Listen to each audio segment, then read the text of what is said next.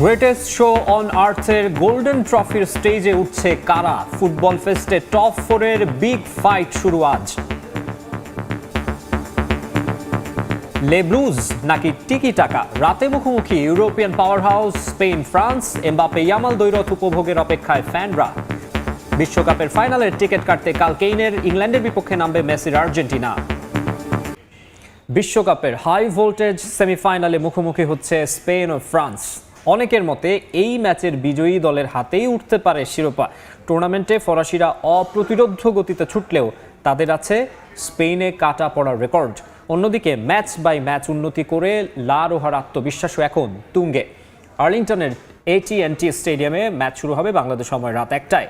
যুক্তরাষ্ট্র থেকে SM ইকবালের ম্যাচ প্রিভিউ। সেমিফাইনালেই ফাইনালের উত্তাপ। নিঃসন্দেহে এবারের বিশ্বকাপে সবচেয়ে এক্সাইটিং ম্যাচ নিয়ে হাজির হচ্ছে ফ্রান্স ও স্পেন। যে গতিতে ছুটছে দিদিয়ের দেশমের দল, তাদের থামানোর মতো সামর্থ্য আছে শুধু স্পেনের। অন্যদিকে লুই দে লা ফুয়েন্তা বাহিনীও ম্যাচ বাই ম্যাচ ডেভেলপ করে হয়ে উঠেছে অপ্রতিরোধ্য। একেবারে শিয়ানে শিয়ান টক্কর বলতে যা বোঝায় তাই নিয়ে হাজির হচ্ছে এই ম্যাচ। তারপরও যদি র্যাঙ্কিং করতে হয় তাহলে স্পেনের তুলনায় ফ্রান্স কিছুটা এগিয়েই থাকবে কিলিয়ান এমবাপের অতিমানবীয় পারফরমেন্সের জন্য। 8 গোল করা এই স্ট্রাইকার আছেন লিওনেল মেসিকে টপকে বিশ্বকাপের অল টাইম স্কোরার হওয়ার অপেক্ষায়। তবে ফ্রেঞ্চ টিম ম্যানেজমেন্ট কিছুটা হলেও চিন্তিত চুয়ামেনির চোট নিয়ে। গ্রোইন ইস্যু থাকায় কোয়ার্টার ফাইনালে মাঠের বাইরে ছিলেন তিনি। এছাড়াও সালিবা, উপামেকানোকে নিয়েও আছে ছোটখাটো সংশয়। দেমবেলে, ওলিসে, ডেসেরে ডুয়েরা আছেন দুর্দান্ত ফর্মে। সব মিলিয়ে তৃতীয় দল হিসেবে টানা 3টি ফাইনালের অপেক্ষায় এখন ফ্রান্স। স্পেন বল দখলে রেখে প্রচন্ড চাপ তৈরি করতে পারে, তবে আমরাও বল নিয়ে খেলতে জানি। তাদের সমস্যায় ফেলতে পারি। প্রতিটা ম্যাচ আলাদা, প্রতিপক্ষ অনুযায়ী পরিকল্পনা বদলাতে হয়। ফ্রান্সকে অপ্রতিরোধ্য ভাবা হলেও স্প্যানিশ দুর্গে তারা বড্ড অসহায়। গেল বছর নেশনস লিগে ফ্রান্সকে হারানোর সুখস্মৃতি আছে তাদের। আর এসব আত্মবিশ্বাস থেকেই হয়তো প্রতিপক্ষকে বড় হুমকি দিয়ে রেখেছেন লামিন ইয়ামাল। দুদলের আক্রমণ ভাগে তারকার ছড়াছড়ি থাকলেও ম্যাচের আধিপত্য নিয়ন্ত্রিত হতে পারে মিডফিল্ড কেন্দ্র করে। সেক্ষেত্রে রদ্রির মতো ফুটবলার থাকায় কিছুটা বাড়তি সুবিধা পাবে স্পেন। ইনজুরি মুক্ত হয়ে ফিরেছেন নিকো উইলিয়ামস, পাশাপাশি ওলমো, পেদ্রি, ইয়ামালে ভর করে 2010-এর পর আবারও ফাইনালের অপেক্ষায় লা রোহা। ফেভারিট তকমা কেবল চাপ বাড়ায়। ফ্রান্সকে নিয়ে অনেক বিশ্লেষণ করেছে। তাদের বিশ্বমানের ফুটবলার আছে, আমাদেরও আছে। গোল করা আমার লক্ষ্য নয়, তবে এমন বড় ম্যাচে গোল করা বিশেষ কিছু। আমি চাই ইয়ামাল চাপ মুক্ত থেকে খেলাটা উপভোগ করুক। এখন পর্যন্ত মুখোমুখি পরিসংখ্যানও ফরাসিদের চেয়ে এগিয়ে স্পেন। দুদলের 38 দেখায় ফ্রান্সের 13 জয়ের বিপরীতে স্পেনের জয় 18টি। বাকি 7টি ম্যাচ হয়েছে ড্র। 100 ম্যাচ রেকর্ড 292 গোল। শেষ হাসি কার হবে তা নির্ধারণে এক্স ফ্যাক্টর হতে পারেন বেশ কজন। গোটা আসরের মতো প্রথম সেমিফাইনালেও দেখা যেতে পারে কিলিয়ান এমবাপে শো। অবশ্য ফ্রেঞ্চ তারকাকে বাক্সবন্দি করতে স্প্যানিয়ার্ডদের রয়েছে রদ্রি। পরিচিত প্রতিপক্ষ পেয়ে লামিন ইয়ামালও ঘোরাতে পারেন ছড়ি। ডালাসের প্রথম সেমিফাইনালে যাদের উপর নজর রাখতে হবে তাদের নিয়ে এবারের প্রতিবেদন।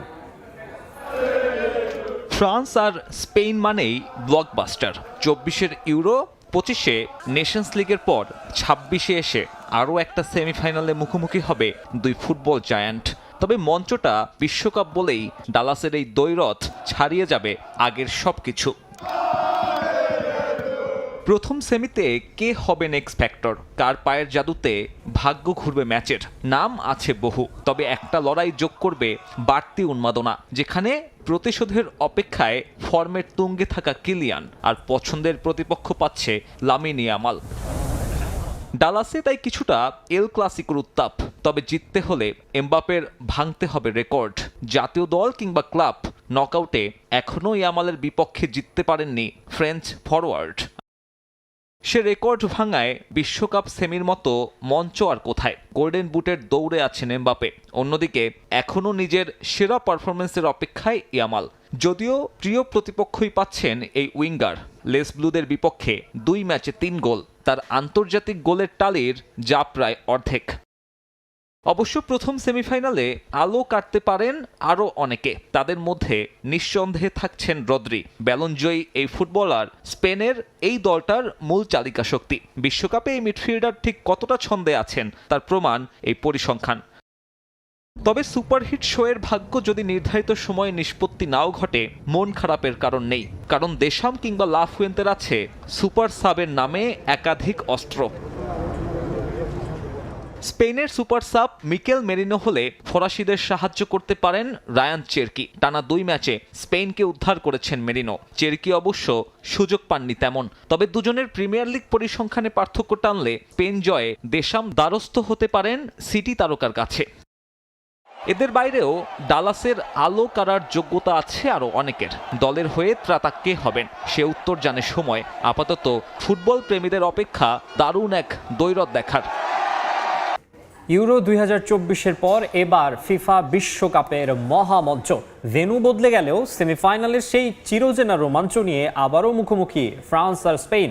ডালাসে গতি আর কৌশলের চরম পরীক্ষা দিতে হবে দুই দলকেই, যেখানে দিদিয়ার দেশামের বিধ্বংসী কাউন্টার অ্যাটাকের মুখোমুখি হবে দে লা ফুয়েন্তের ধীর স্থির ফুটবল। দেখা যাবে দুই ভিন্ন ধারার ফুটবল দর্শনের সংঘর্ষ। আধুনিক ফুটবলের পরিভাষায় দুই মায়েস্ট্রোর ট্যাকটিক্যাল যুদ্ধ হতে চলেছে এটিএনটি স্টেডিয়ামে। ফ্রান্স খেলছে 4-2-3-1 ফরমেশনে। শুরুর দিকে চুয়ামেনি থাকলেও আপাতত কোনে আর রাবিও মাঝমাঠে ভারসাম্য রাখছেন। আর তাদের সামনে দেমবেলে অলিস দুয়ের ত্রয়ী মিলে তৈরি করছেন এমন এক আক্রমণ ভাগ যা এই বিশ্বকাপে প্রতিপক্ষের রক্ষণে সবচেয়ে বেশি ভীতি ছড়িয়েছে। সবার সামনে এমবাপে এখন পর্যন্ত টুর্নামেন্টের সর্বোচ্চ গোলদাতা। 6 ম্যাচে 16 গোল করা এই দল প্রতিপক্ষকে শুধু চাপেই রাখে না, বল দখলে না রেখেও দ্রুত ট্রানজিশনে গোল বের করে আনতে সক্ষম। স্পেন সেই চিরচেনা টিকিটাকা থেকে সরে এসে এবার খেলছে অনেক বেশি নিয়ন্ত্রিত। আক্রমণে তারা এখনো পুরো ছন্দে ওঠেনি। লামিনে ইয়ামাল চোট কাটিয়ে ফিরলেও গ্রুপ পর্বের পর আর গোলে অবদান রাখতে পারেননি। শেষ 2 ম্যাচেই বদলি মিকেল মেরিনোর শেষ মুহূর্তের গোল স্পেনকে বাঁচিয়েছে। জাতীয় দলের হয়ে খেলা চালিয়ে যাওয়ার সময় চোখের সমস্যা ধরা পড়ে সাকিব আল হাসানের। 2023 বিশ্বকাপ খেলে আসার পর জানা যায় তার ডান চোখে সমস্যা দেখা দিয়েছে। একসময় ব্যাটিং করতে হেলমেটের ফিতে কামড়ে ধরতেও দেখা গেছে তাকে। তবে সাকিবের চোখ এখন পুরোপুরি ভালো। যুক্তরাষ্ট্রে চলমান মেজর লিগ ক্রিকেটে বাংলাদেশের সাবেক অধিনায়ক খেলছেন এমআই নিউ ইয়র্কের হয়ে। আসরের 29তম ম্যাচে দলটি মুখোমুখি হয় ওয়াশিংটন ফ্রিডমের। সেই ম্যাচে ব্যাট হাতে 13 বলে 18 রান করেন সাকিব। হাকান 2টি 4 ও 1টি ছক্কা। এরপর বল হাতে 3 ওভারে 24 রান খরচ করে শিকার করেন একটি উইকেট। ম্যাচ শেষে দলের পক্ষ থেকে সংবাদ সম্মেলনে হাজির হন সাকিব। দেশে যেখানে সংবাদ সম্মেলন করতে বসলে একের পর এক প্রশ্ন সামাল দিতে হতো, সেখানে এমএলসিতে ভিন্ন এক অভিজ্ঞতাই হয়েছে সাকিবের। 3 মিনিটেরও কম সময় শেষ হয় এই প্রেস কনফারেন্স।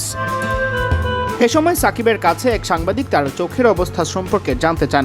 যুক্তরাষ্ট্রেই সাকিব তার চোখের চিকিৎসা চালিয়ে যাচ্ছিলেন। প্রশ্নের জবাবে সাকিব বলেন, চোখ ভালো আছে, পুরোপুরি ভালো। এ সময় যুক্তরাষ্ট্রে খেলার অভিজ্ঞতা জানতে চাইলে সাকিব উত্তর দেন, আমি তো অনেকদিন ধরেই নিউ ইয়র্কে আছি, এখানকার সংস্কৃতি তাই আমি জানি। তবে টেক্সাস অবশ্যই ভিন্ন। এখানে অনেক সুন্দর একটা ভেন্যু আছে। এটা সম্ভবত এমএলসির 4র্থ আসর। এটা দারুণ হচ্ছে, উন্নতিও হচ্ছে। ক্যালিফোর্নিয়াতেও স্টেডিয়াম হয়েছে যা অলিম্পিক আয়োজন করবে। ব্যাপারটা যুক্তরাষ্ট্রের ক্রিকেটের জন্য দারুণ হবে। 2028 সালে লস অ্যাঞ্জেলস অলিম্পিক হবে যুক্তরাষ্ট্রে। সেখানে ইভেন্ট হিসেবে যুক্ত হচ্ছে ক্রিকেটও। সাকিব বলেন, প্রতি বছর ক্রমশ এটা বড় এবং ভালো হচ্ছে। আশা করি এটা ধরে রাখবে। অলিম্পিকের পর আরও দ্রুত বাড়বে। আলাপকালে সাকিব জানান, এমআই নিউ ইয়র্কে খেলা স্থানীয় ক্রিকেটাররা কিভাবে উপকৃত হচ্ছেন তার মাধ্যমে। এই অলরাউন্ডারের ভাষায়, এমআই নিউ ইয়র্কের ওদের সাথে বা বিপক্ষে আমি মাইনর লিগেও খেলেছি। তারা তাই আমার আগে থেকেই পরিচিত। যখন মনে হয় আমার কিছু শেয়ার করা উচিত আমি তাদের বলি। ওরাও আমার কাছে ক্রিকেট নিয়ে অভিজ্ঞতা নিয়ে জানতে আসে। তাদের সহায়তা করতে পেরে ভালো লাগে।